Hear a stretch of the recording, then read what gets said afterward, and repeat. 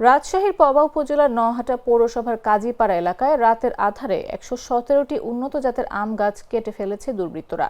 বুধবার ভোরে সিন্দুর কুসুম্বি কাজীপাড়া বেসরকারি প্রাথমিক বিদ্যালয়ের পাশের একটি আম বাগানে এ নৃশংস ঘটনা ঘটে।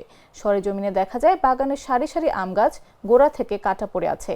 মাটি জুড়ে ছড়িয়ে রয়েছে ডালপালা ও পাতার স্তূপ। অনেক গাছে নতুন মুকুলের কুড়ি থাকলেও রাতের মধ্যেই সেই স্বপ্ন নির্মমভাবে ভেঙে দেয় দুর্বৃত্তরা।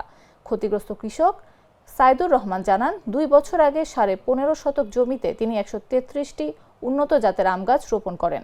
এর মধ্যে ১২ মাসি, কাটিমন, আম্রপালি, হাড়িভাঙ্গা সহ বিভিন্ন জাত ছিল। নিয়মিত পরিচর্যার ফলে এ বছর ফলন পাওয়ার আশা করেছিলেন তিনি বলেন, ১৩৩টির মধ্যে ১১৭টি গাছ কেটে ফেলা হয়েছে। প্রায় ৩ লাখ টাকার ক্ষতি হয়েছে। এটি শুধু অর্থনৈতিক ক্ষতি নয়, ২ বছরের শ্রম ও ভবিষ্যৎ স্বপ্ন একসঙ্গে ধ্বংস হয়েছে। এ ঘটনায় পবা থানায় অভিযোগ দায়ের করা হয়েছে। পুলিশ জানিয়েছে, তদন্ত চলছে এবং দোষীদের আইনের আওতায় আনা হবে। সকালে আমরা এসে শুনে দেখছি কি হলো, আমার একটা লাতি যা বলছে কি গাছ কেটেছে। আমরা এসেছি বাবাকে, মা বাটা বাকি এসে দেখছি গাছ কাটা। আমরা তো বাড়ি থেকে বলছি কেটে এসে বলছি কি হলো, গাছের পর কি না শত্রুর উপর না করবে, করলে মানুষের সাথে করতে হবে। গাছ কি করলো, ওই দেখলে তো অবুলা গাছটা তৈরি করেছে কত কি কালি পরশু দিন ১০-১২টা চাষ দিয়েছে জমি। আমরা বাড়ির কাছে দেখি তো এই কামটা করে যাই করুক শত্রুর উপর নাই করেছে। আমার এই জমিটা আপনার আরো জমি করছে। এই জমিটা আমি কলে ইয়ার গাছ লাগাইছি আমের ১৩৩টা।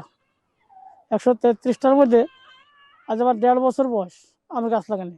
আমি গাছটা প্রায় প্রচুর যত্ন করে মানুষ করেছি। কালকে হঠাৎ আপনার আমি ইয়ার গাছ লাগাইছি, রসুন লাগাইছি। এরা রাত্রে এসে প্রায় আমার ১১৭টা গাছ কেটে ফেলেছে, হ্যাঁ, দুর্বৃত্তরা। এবং তাদের সাথে আমার কোনো কথাও নাই, লাগালেগো নাই, কিছু নেই। প্রায় আমার ৩ লাখ টাকা। আমার একটা স্মার্ট সিদ্ধান্তে 25% গ্যাসের খরচ কমেছে। ভাবছেন কিভাবে? সাধারণ গ্যাস স্টোভ বদলে আমি এনেছি আরএফএল গ্যাস স্টোভ। এর সাইন্টিফিক নজল ও ব্রাস বার্নার ক্যাপ সমানভাবে তাপ ছড়িয়ে রান্না করে দ্রুত। তাই গ্যাসও বাঁচায় 25%, টাকাও বাঁচে 25%। আরএফএল গ্যাস স্টোভ নিরাপদ ও গ্যাস সাশ্রয়ী।